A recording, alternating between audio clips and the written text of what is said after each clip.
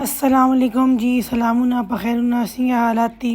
क्या हाल चाल है? सब ठीक ठाक, खैर खैरियत। एक मैसेज जो मुझे रोज़ाना के बेसिस पे रिसीव होता है और वो ये कि जी आप हमारे साथ अपनी डेली रूटीन शेयर करें। अभी मैं जिम से आई हूँ, नहा धो के बाहर धूप पे बैठी हूँ, तो सोचा क्यों ना आप लोगों के साथ अपनी रूटीन शेयर की जाए। अच्छा, यहाँ पे आपको एक बात बताती चलूँ कि मैं जब भी बाल ब्रश करती हूँ तो मैं अक्सर लॉन में बैठ जाती हूँ। तो इस वजह से कि अंदर कारपेट के पीसेस होते हैं, रग्स होते हैं, तो जब आप बाल ब्रश करते हैं, कंघी करते हैं, तो सारे बाल जो होते हैं तो वो उसमें लग जाते हैं या चिपक जाते हैं। जिनके घर में टाइल्स होते हैं तो आप लोगों ने अक्सर नोट किया होता है कि जगह जगह पे बालों के गुच्छे जो होते हैं तो वो नजर आते हैं। इस वजह से मैं जब भी बाल ब्रश करती हूँ, कंघी करती हूँ, तो मैं बाहर बैठ जाती हूँ। और ये बात मैंने सीखी है हमारे सबसे पहले मालिक मकान जो थे जब मैं लाहौर आई थी, तो आंटी से मैंने ये सीखा है। पूछने पे उन्होंने बताया कि बहुत ज्यादा हेयर फॉल हो रहा है, इस वजह से कंघी करने के बाद जगह जगह बाल ही नजर आते, इसलिए मैं बाहर ही कंघी करती हूँ ताकि बाल अंदर ना गिरे। अच्छा जी, ये सूट मैंने पेशावर सदर से लिया था। ये इतना सॉफ्ट और गर्म है ना कि पूरी सर्दियाँ मैंने 80% इसी सूट में गुजारे। बेसिकली इसको मैंने लिया था एज अ नाइट सूट कि मैंने लंबी खुली शर्ट बनाई है और साथ में शलवार। अक्सर ट्राउजर्स और टाइट शर्ट्स पहन के बिना बंदा थक जाता है और फिर इस तरह के नरम खुले कपड़ों में आपको सुकून मिलता है। हमारे इस डॉगी को भी बहुत ज्यादा सर्दी लगती है और ये भी सारा दिन धूप में बैठा रहता है। चले जी फिर जाते हैं अंदर। 12:30 बजने वाले और 2:30 बजे मेरा बेटा स्कूल से घर आता है और आते साथ ही उसको खाना चाहिए होता है।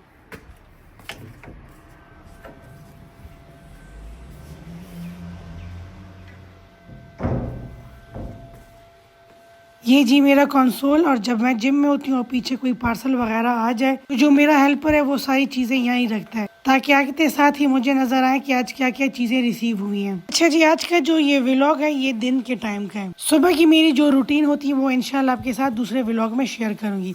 अब फिलहाल चलते हैं किचन में और खाने की तैयारी करते हैं। आज दोपहर के खाने के लिए मैंने डिसाइड किया है चने की दाल और कद्दू। मेरे बेटे को सब्जियां दाल बहुत ज्यादा पसंद है, इसलिए हम लोग दोपहर के खाने में ज्यादातर सब्जियां ही बनाते हैं या दाल चावल। हाँ, रात के खाने पे जब मेरे हस्बैंड घर पे होते हैं तो फिर तब प्रॉपर एहतमाम होता है। यहाँ पे मैंने प्रेशर कुकर लिया। प्रेशर कुकर में मैंने आधा कप पानी लिया।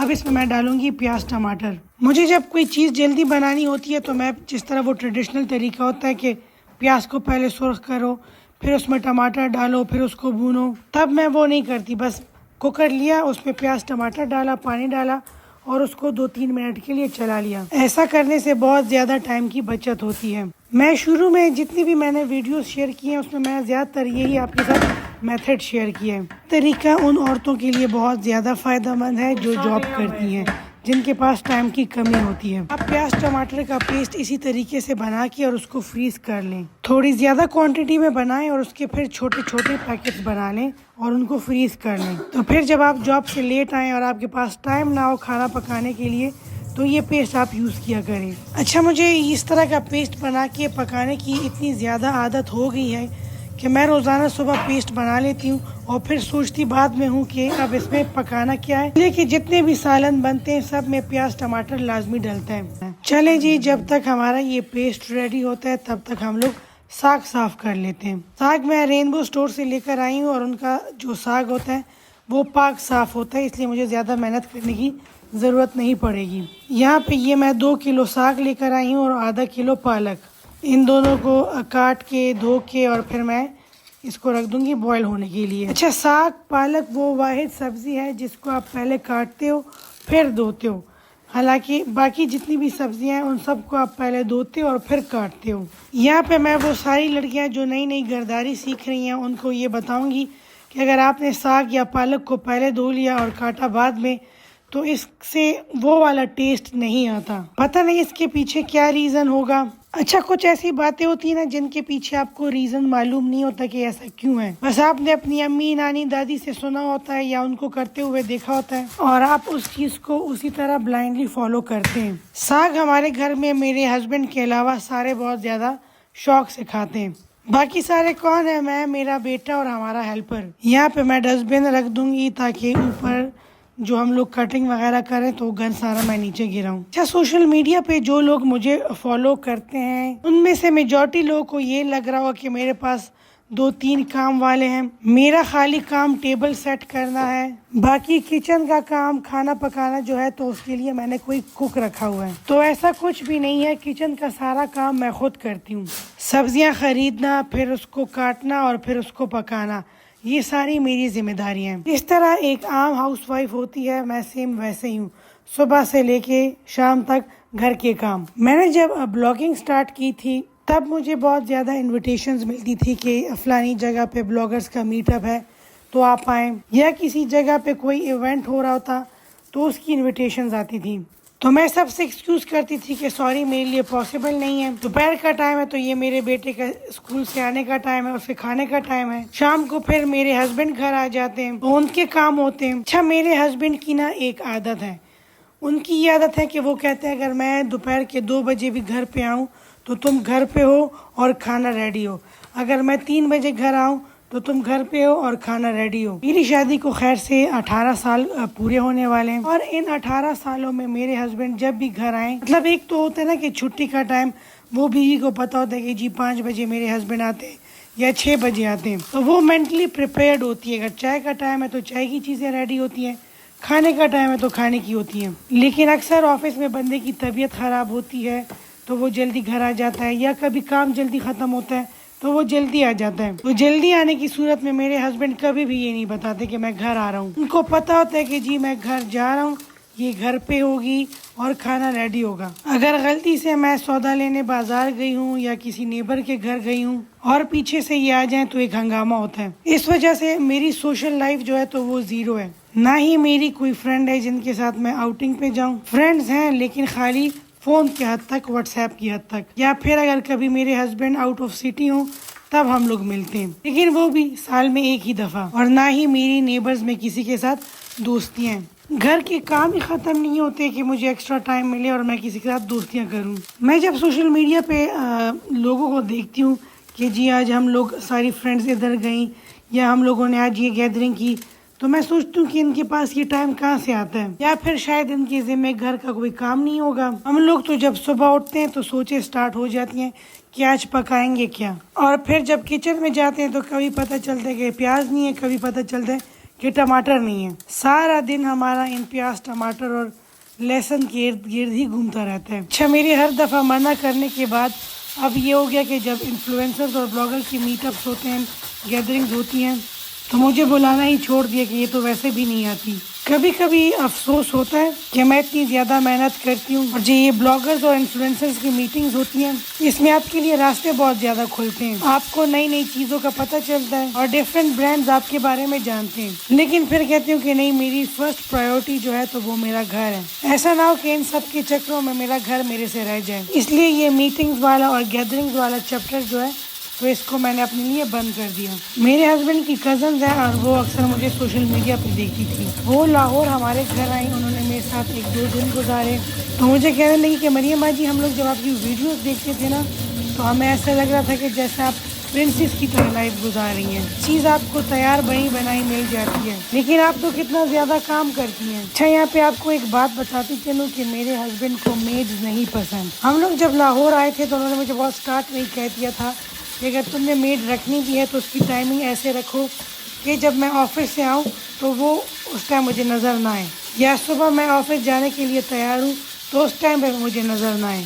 तो मैंने दिल में सोचा चिदा खोटी तो ज़्यादा ग्रांड कर रहे कि सहर दिन कार वाला खजानी और माखाम दिन कार वाला खजानी बिया बदा से टाइम की। फिर उसका सोल्यूशन मैंने ये निकाल लिया कि मेरी मेड आती थी सुबह 7 बजे और 10 बजे तक जितना काम वो कर सकती थी वो करके चली जाती थी, इसलिए कि 10 साढ़े 10 बजे मेरे हस्बैंड उठते थे ऑफिस के लिए। अब जाहिर है इतनी सुबह सुबह इतना ज़्यादा काम होता नहीं था। रात के बर्तन वगैरह धो लिए, कपड़े धो लिए, सफाई की और चली गई। फिर सारा दिन मैं खुद काम करती थी, अपना बेडरूम वॉशरूम सब मैं खुद करती थी। जाहिर है उस टाइम जब काम वाली आती थी तो मेरे हस्बैंड कमरे में सो रहे होते थे। हफ्ते वाले दिन जिस दिन छुट्टी होती थी उस दिन भी सुबह 7 बजे मेड आ जाती थी। वीकडेज में तो ये होता है कि चलो बंदा सुबह स्कूल के लिए उठ जाता है, लेकिन सैटरडे को छुट्टी होती है, लेकिन मैं फिर भी मेड की वजह से सुबह 7 बजे जाग जाती थी। और मेरी अम्मी अक्सर मुझे कहती थी कि चुटे पराजम स्ता छुट्टी नहीं है चिगुर नो पूरा ओवर बजस्ता मासी रागली दिखार दपारा। साथ साथ आपको बताती चलूँ कि साग को हम लोगों ने धोने के लिए रख दिया है और अब हम लोग प्रेशर कुकर के नीचे आग को बंद करते हैं। ये फर्स्ट विसल बजने के बाद 5 मिनट हो गए। अच्छा, अब मैंने मासी को 7 बजे का टाइम क्यों दिया था? वो इस वजह से दिया था कि सबसे पहले वो मेरा काम करती थी, मेरा काम आके करके और वो फिर दूसरे घर में जाती थी। 1-2 दफ़ा मैंने उनसे ये कहा कि आप इस तरह करें कि पहले किसी और के घर में काम कर लें, जब 10:30 बजे मेरे हस्बैंड चले जाएं तो उसके बाद फिर आप मेरे घर आया करें। और ये मेरी ज़िंदगी का सबसे बुरा डिसीजन था। मासी कभी 1 बजे आती, कभी 2 बजे आती, पूछने पे बताती कि जी आज बाजी ने अलमारियाँ साफ़ कराई हैं, आज बाजी ने कैबिनेट साफ़ कराए तो इसलिए टाइम लग गया। इस चीज़ से मैं तंग थी बहुत ज़्यादा। मैं सुबह जल्दी उठती थी तो मुझे आदत थी दोपहर में सोने की, और अक्सर एन सोने के टाइम पे मासी आ जाती थी। तो इन सारी बातों को मद्देनज़र रखते हुए मैंने मासी से कहा कि नहीं मासी, बस आप सुबह 7 बजे आया करें, मैं खैर जल्दी उठ जाया करूँगी, लेकिन ये बाद में जो आपका इंतज़ार होता है ना, इससे तो बेहतर है। और अब जब से हम लोग EME शिफ्ट हुए तो मासी का चक्कर ही ख़त्म। यहाँ पे मेरे पास फुल टाइम एक हेल्पर है। तारिक गार्डन्स वाले घर में ये फ़ायदा था कि मेरा ससुराल करीब था। अगर हम लोग कहीं चले जाते थे पेशावर, इस्लामाबाद, तो पीछे से मेरे ससुराल में से कोई जाता और जो हमारा ये पग है इसका ख्याल रखता, खाना पीना इसको देता था। लेकिन अब ये EME वाला घर जो है तो ये मेरे ससुराल वाले घर से काफ़ी दूर है और उनके लिए हर दफ़ा आना थोड़ा सा मुश्किल है। इस वजह से हमने कहा चलो एक ऐसा बंदा रखते हैं जो घर का काम भी करे और ये वाली जिम्मेदारी भी पूरी करें। स्टार्ट में मुझे आदमी के साथ काम करते हुए थोड़ी सी मुश्किल थी। ज़ाहिर है अम्मी के घर में भी औरतें काम करती थी और जब से मैं लाहौर आई थी तब से मेरे पास मेड ही थी। हमेशा औरतों के साथ काम किया था, तो अब जब मर्द आ गया तब मुझे थोड़ी सी ना स्टार्ट में प्रॉब्लम हो रही थी। मैं से झाड़ू कैसे लगवाऊंगी, मैं से वॉशरूम कैसे साफ़ करवाऊंगी। लेकिन अब मुझे लगता है कि औरतों के मुकाबले में आदमियों से काम करवाना या उनके साथ काम करना ज़्यादा आसान है। औरतों के तो बहाने ही ख़त्म नहीं होते। आज सर में दर्द है, आज कमर में दर्द है, आज थोड़ा सा काम करना है, तबीयत ठीक नहीं है, आज मुझे छुट्टी चाहिए, फलाने की शादी में जाना है, आज मुझे छुट्टी चाहिए, मैंने बच्चे को अस्पताल लेके जाना है। इसके मुकाबले में आदमी चुपचाप काम करते हैं और ज़्यादा सफाई से करते हैं। औरतें फिर भी डंडी मार लेती हैं, अगर औरतों के सर पे खड़े ना हो तो वो फिर इधर उधर कर लेती हैं हर चीज़। अच्छा, एक और बात जो मैंने नोट किया, औरतों में ना मांगने वाली आदत बहुत ज़्यादा होती है। उनकी हर चीज़ पे नज़र होती है। अगर आपने कोई नया सूट खरीदा है तो 2-3 दिन बाद आपसे कहेंगी कि जी मेरे सारे कपड़े ख़त्म हो गए, मुझे कोई सूट दे दे। अगर कोई आपने नई बेडशीट खरीदी है तो उनको याद आएगा कि उनके पास भी बेडशीट्स नहीं है। लेकिन आदमियों में मांगने की आदत बिल्कुल भी नहीं होती। जी यहाँ पे मैंने आधा कप दाल लिए, चने की दाल, और उसको रख दिया भिगोने के लिए। अब हम इसको खोलते हैं और देखते हैं कि क्या सूरत हाल है। अब हम इसमें डालेंगे जो मसाले हमें चाहिए और इसमें ऑयल डालेंगे। पहले आग जलाते हैं ताकि जो पानी है तो वो ड्राई हो जाए। ऑयल ज़्यादा नहीं डालेंगे इसलिए कि हम लोगों ने इसके ऊपर तड़का भी लगाना होगा। सारे बेसिक मसाले हम लोग इसमें ऐड करेंगे। नमक, हल्दी, सूखा धनिया, ज़ीरा, सूखी मेथी, रेड चिली पाउडर, और हाँ इसमें मैं थोड़ा सा ना जो आपको वाइट नज़र आ रहा है ये है चिकन पाउडर। चिकन पाउडर भी इसमें मैं ऐड करूँगी। और अब हम इन सारी चीज़ों को अच्छे तरीके से मिक्स करेंगे। अच्छा, आप इन सारी चीज़ों को हैंड ब्लेंडर के साथ भी मिक्स कर सकते हैं ताकि अच्छा सा आपका एक पेस्ट रेडी हो जाए।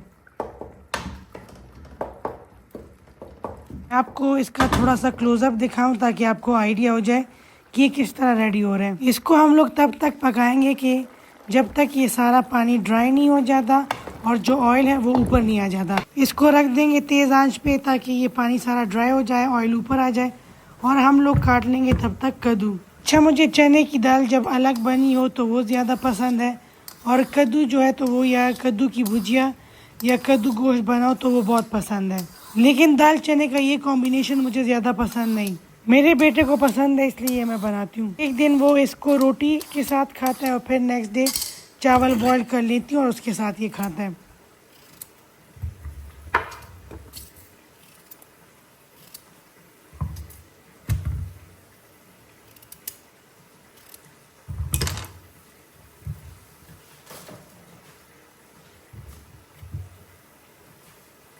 मसाला जो है वो भी रेडी हो गया है। ये बबल नज़र आ रहे हैं, इसका मतलब है कि पानी जो है तो वो सारा ड्राई हो गया है और जो ऑयल है वो सारा ऊपर आ गया है। तो ये मसाला दाल सब्ज़ी डालने के लिए बिल्कुल रेडी है। दाल को डालते हैं मसाले में, साथ में हम लोग ऐड करेंगे 1 कप पानी और ढक्कन बंद कर देंगे। फर्स्ट विसल बजने के बाद हम इसको 6 मिनट का टाइम देंगे। अच्छा, दाल में भी फ़र्क होता है। कोई दाल ऐसी होती है कि जो बहुत जल्दी गल जाती है और कुछ ऐसी होती है जिनको 2-3 दफ़ा कुकर लगाने पे भी वो अच्छे तरीके से गलती नहीं है। मैं रेनबो स्टोर से लेकर आती हूँ और मुझे उनकी दालें काफ़ी पसंद है। इवन उनका लोबिया बहुत ज़्यादा अच्छा है। अब हम इसमें डालेंगे हरी मिर्चें 2-3 और फिर इसका ढक्कन बंद कर देंगे।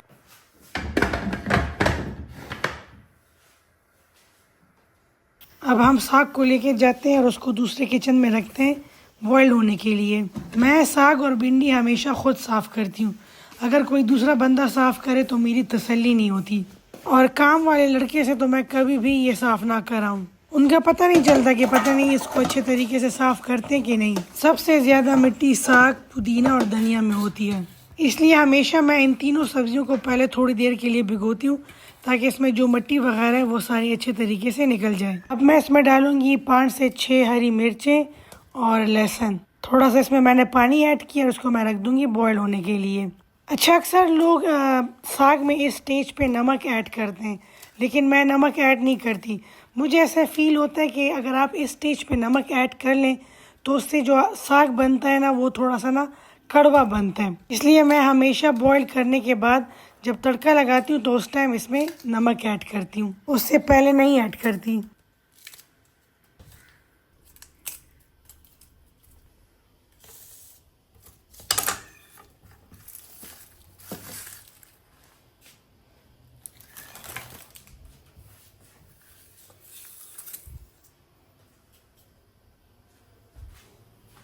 मोबाइल कैमरा भी अपने साथ साथ मैं लेके फिर रही हूँ। अच्छा, मुझे ऐसा लगता है कि मैं दूसरे ब्लॉगर्स के मुकाबले में इसलिए भी थोड़ी सी पीछे हूँ या स्लो हूँ कि मेरे पास कोई दूसरा बंदा नहीं है जो मेरे लिए कैमरा पकड़े या उसके एंगल्स एडजस्ट करे। मैं कुकिंग भी खुद करती हूँ, यानी कंटेंट भी खुद बनाती हूँ, फिर उसकी रिकॉर्डिंग भी खुद करती हूँ, फिर एडिटिंग भी खुद करती हूँ।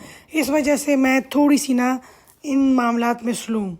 कल परसों एक वीडियो पे मुझे मैसेजेस आए थे कि जी आप डेली अपना व्लॉग डाला करें, तो दिल तो मेरा भी बहुत चाहता है कि मैं यूट्यूब पे एक्टिव हो जाऊं और डेली कुछ ना कुछ इस पे डालती रहूं। लेकिन ये काम देखने में जितना आसान है, करने में उतना आसान नहीं है। बहुत ज़्यादा मेहनत इस पे लगती है। अच्छा जी, दाल जो है तो वो हमारी रेडी है। अब हम इसमें कद्दू ऐड करेंगे। कद्दू ऐड करने के बाद इसको जस्ट हम लोग 2 मिनट प्रेशर कुकर में पकाएंगे, इसलिए कि कद्दू बहुत जल्दी पक जाता है। चने, ये व्लॉग बनाने का एक फ़ायदा तो हुआ, आप लोगों को चने और कद्दू की रेसिपी मिल गई। बहुत आम और आसान सी रेसिपी है, लेकिन फिर भी वो सारी बच्चियां जो नई नई कुकिंग सीख रही हैं, जिनकी नई नई शादी हुई है और जिनके ज़िम्मे खाना है, तो मुझे लगता है कि उनको काफ़ी हेल्प मिलेगी ये रेसिपी देखने के बाद या ये वीडियो देखने के बाद। हम प्रेशर कुकर पे ढक्कन बंद कर लेते हैं और जब पहली विसल बजेगी तो हम इसको 2 मिनट के बाद बंद कर देंगे। वैसे तो प्रेशर कुकर थोड़ा सा खतरनाक है, इसलिए कि अक्सर बर्स्ट हो जाता है, लेकिन इसने हम औरतों की जिंदगी जितनी आसान बनाई है ना, कोई और किचन गैजेट वो काम नहीं कर सकता। साग जो है तो वो हमारा बॉयल हो रहा है, प्रेशर कुकर के नीचे हम लोगों ने आग लगा ली है।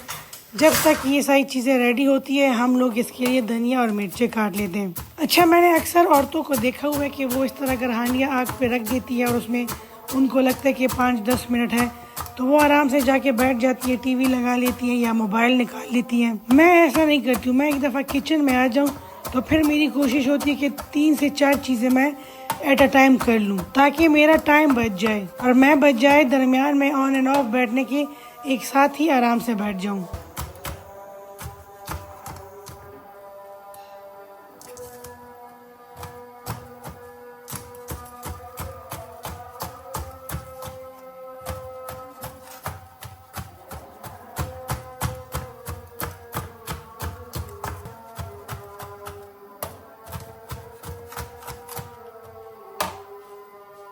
जोहर की अजानें हो रही हैं। बस अब जैसे ये सारी चीज़ें रेडी हो जाएंगी मैं जाके नमाज़ पढ़ लूँगी और तब तक मेरा बेटा स्कूल से आ जाएगा।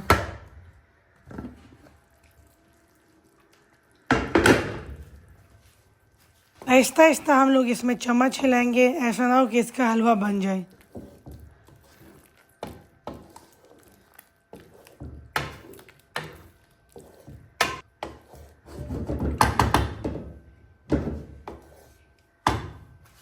जो हरा धनिया और मिर्ची हम लोगों ने काटी थी वो अब इसके ऊपर डाल देंगे।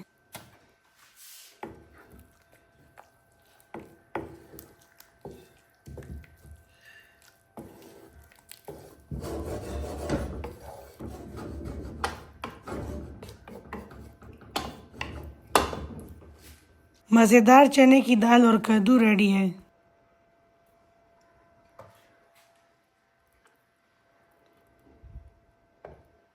इसके लिए भी हम लोग तड़का तैयार कर लेंगे। यहाँ पे मैंने लिया हाफ कप ऑयल, उसमें थोड़ा सा ज़ीरा ऐड किया। सालन बनाते हुए मैंने हाफ कप सालन में ऑयल डाला था और अभी हाफ कप मैं ले रही हूँ तड़के के लिए। यहाँ पे मैंने लिए कश्मीरी लाल मिर्च। तड़के में कश्मीरी लाल मिर्च इसलिए ऐड करते हैं कि एक तो इसका टेस्ट ज़्यादा तेज़ नहीं होता, दूसरा इससे कलर जो है सालन का वो अच्छा हो जाता है।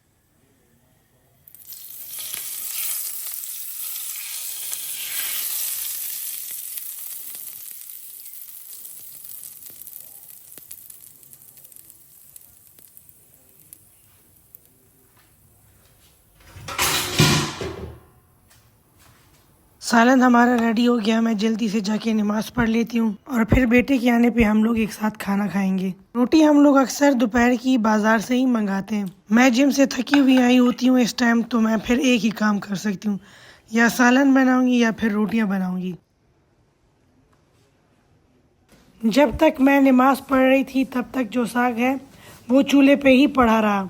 बाकी जो प्रेशर कुकर है उससे सालन निकालने के बाद उसको धो लिया और उसमें मैंने यहाँ पे आलू रखे हुए बॉयल होने के लिए। आलू मैंने इसलिए बॉयल होने के लिए रखे हैं कि रात को मैंने कटलेट्स बनाने। और अब वैसे भी जब तक मेरा बेटा नहीं आता और खाना लग नहीं जाता तब तक मैं किचन में ही होंगी, तो सोचा कि टाइम वेस्ट करने से अच्छा है कि मैं इस टाइम में ये आलू बॉयल होने के लिए रख दूं। साग के साथ साथ जो आलू है तो ये भी रेडी हो जाएंगे। और अगर रात के टाइम पे मेरे हस्बैंड घर जल्दी आ गए ऑफिस से तो मुझे ये टेंशन नहीं होगी कि अभी आलू बॉयल करने और कटलेट्स बनाने। आलू जो है तो वो ऑलरेडी बॉइल्ड पड़े होंगे। कुकर में आलू को ज़्यादा से ज़्यादा 5 से 6 मिनट लगते हैं, इसलिए मैं हमेशा आलू को प्रेशर कुकर में ही बॉईल करती हूँ जब भी मुझे कटलेट्स बनाने होते हैं। रीज़न तो ये है कि टाइम बच जाता है और दूसरा रीज़न ये भी है कि हम LPG गैस यूज़ करते हैं और उसका पता नहीं चलता कि कब अचानक गैस ख़त्म हो जाए। इसलिए मैं वो सारे काम जो दूसरे लोग पतीले में करते हैं और उसको आधा घंटा देते हैं, घंटा देते हैं, वो सारी चीज़ें मैं प्रेशर कुकर में करती हूँ ताकि टाइम भी बच जाए और जो गैस है वो भी ज़्यादा ज़ाया ना हो। कुछ चीज़ें हमारी लाइफ में ऐसी होती है जिसको हम लोग फॉर ग्रांटेड लेते हैं और इसकी अहमियत का अंदाज़ा हमें तब होता है जब वो हमें मज़ीद मुयसर नहीं होती। इसलिए वो सारे लोग जिनके घरों में गैस आ रही है वो जब भी चूल्हा ऑन करें हमेशा शुक्र अदा किया करें। गैस की कदर हम लोगों से पूछें जिनके घरों में नहीं है। साग भी हमारा बॉयल हो गया है और आलू जो है तो वो भी बॉयल हो गए। खाना भी खा लिया, नमाज भी पढ़ ली है और अब मैं जाऊंगी सोने के लिए। मैं दोपहर में लाजमी सोती हूँ, चाहे आधे घंटे के लिए हो या 10 मिनट के लिए हो, मैं सोती लाजमी हूँ। चाहे मेरे घर मेहमान ही क्यों ना आए हो, मैं उनसे माजरत कर लेती हूँ कि जी मेरे सोने का टाइम है, मुझे खाली आप 15 मिनट दे दें, मैं थोड़ा आराम कर लूँ, फिर मैं फ्रेश होकर आपके साथ बैठूंगी। अगर मैं दोपहर को सोऊं ना तो मेरे सर में शदीद दर्द और मेरे से कोई भी काम फिर नहीं होता। अच्छा, मेरे साथ अक्सर ये होता है कि मैं अलार्म लगाती हूँ आधे घंटे पौने घंटे का कि अलार्म बजेगा और फिर मैं उठ जाऊंगी, लेकिन मेरी जो दोपहर की नींद होती है ना वो मेरी रात वाली नींद से भी ज्यादा पक्की होती है। और अक्सर मेरा बेटा फिर मुझे उठाता है कि मामा बस ते पासा कर हमारा नमाजीगर चेहरा का।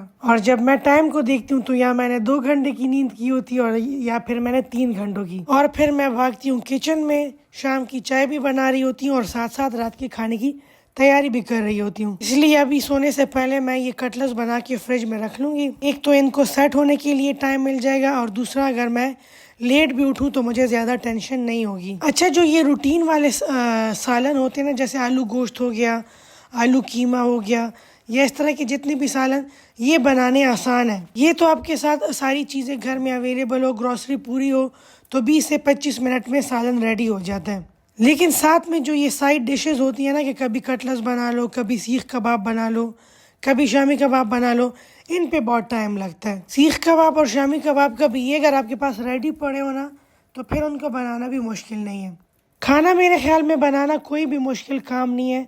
सबसे मुश्किल काम जो है तो वो मेन्यू डिसाइड करना है कि आज बनाना क्या है। दोपहर में हमारा काम चल जाता है। बेटे को भी और हेल्पर को भी दोनों को चावल पसंद है तो कभी दाल चावल हो जाते हैं, कभी मटर वाला पुलाव बन जाता है, कभी हम लोग बिरयानी बना लेते हैं। बस किसी ना किसी तरीके से काम हो जाता है। असल मुश्किल जो होती है तो वो रात का खाना डिसाइड करना होता है। इसलिए कि मेरे हस्बैंड को हर चीज़ नहीं पसंद। निहारी, पाए, हलीम, ये मेरे घर में साल में 1 दफ़ा या 2 दफ़ा बनते हैं। वो भी जब कोई मेहमान आते हैं और मुझे पता होता है कि इनको ये चीज़ें पसंद है।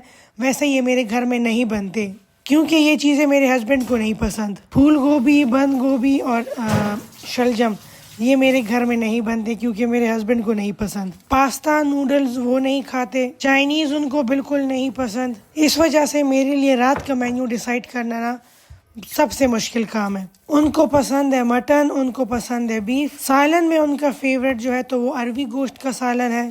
घिया गोश्त उनको बहुत पसंद है। टिंडे गोश्त उनको पसंद है और आलू कीमा उनको बहुत पसंद है। सो हमारा रात का मेन्यू इन्हीं चीज़ों के इर्द गिर्द घूमता रहता है। आज मैंने सारी आपके साथ अपनी दोपहर की रूटीन शेयर कर ली। दोपहर मेरा सारा भागते दौड़ते ही गुजरता है। भाग दौड़ के बाद फिर मैं थोड़ा सा आराम करती हूँ यानी सो जाती हूँ और सो कर उठने के बाद फिर मेरी भाग दौड़ स्टार्ट हो जाती है। अच्छा जी, आलू हम लोगों ने मैश कर लिए। अब हम इसमें जो प्याज है उसको चॉप करके ऐड कर लेंगे। धनिया और हरी मिर्चों को चॉप करके इसमें ऐड करेंगे। दोपहर में मेरी ये वाली रूटीन तब होती है जब मेरे बेटे को ड्राइवर स्कूल से पिक करता है। मैं जिम से घर आती हूँ, मेरे पास 1 घंटा 1.5 होते हैं जिसमें मैं ये खाना वगैरह सारा रेडी कर लेती हूँ। लेकिन जब ड्राइवर घर पे ना हो और मैंने बेटे को खुद पिक करना होता है तब मैं जिम से घर नहीं आती बल्कि डायरेक्ट उसके स्कूल चली जाती हूँ और उसको पिक करती हूँ।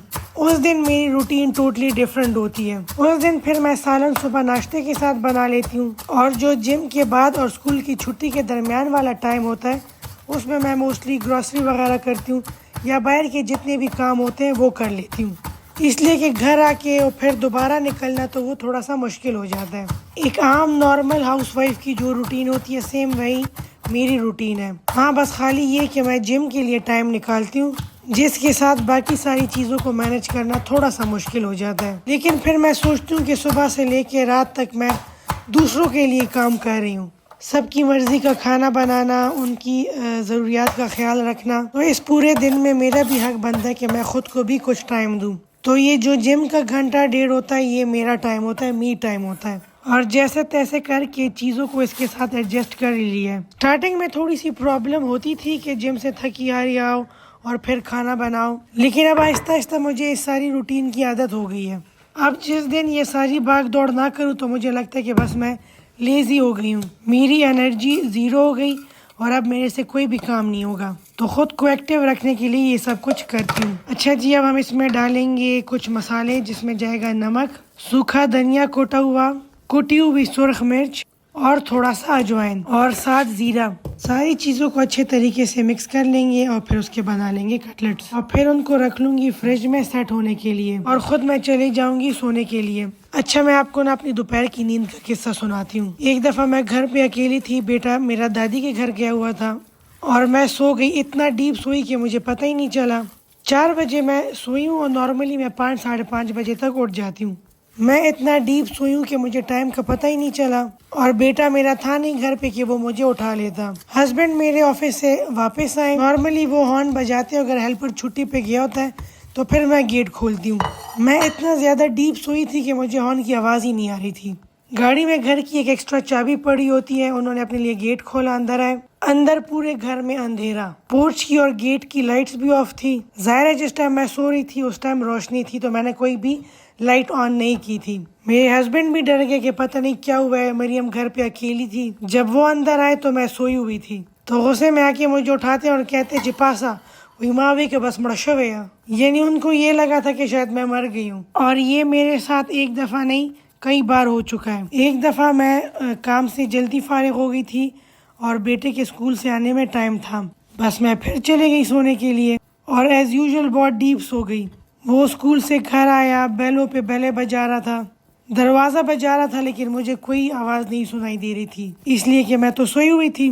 फिर हमारी नेबर्स ने मुझे कॉल की कि भाभी दरवाज़ा खोले, अयान गेट पे खड़ा है। फ़ोन की बेल पे मैं उठी थी। तो नींद के मामले में माशाल्लाह बहुत अच्छी हूँ। जैसे ही तकिए पे सर रखती हूँ सो जाती हूँ और दोपहर की नींद पे तो कोई कॉम्प्रोमाइज़ नहीं। अगर कोई खफा होता है या खुश होता है, मैंने अपनी दोपहर की नींद लाजमी करनी होती है। चलें जी, आप लोगों की पुरजोश इसरार पे आज से मैंने अपनी डेली रूटीन व्लॉगिंग स्टार्ट कर ली है। ये दोपहर की मेरी रूटीन थी। अब नाश्ते की और डिनर की इंशाल्लाह नेक्स्ट वीडियो में आपके साथ शेयर करूंगी। आपसे मुलाकात होती है फिर इंशाल्लाह नेक्स्ट वीडियो में। अपना ख्याल रखिएगा। अल्लाह पामान।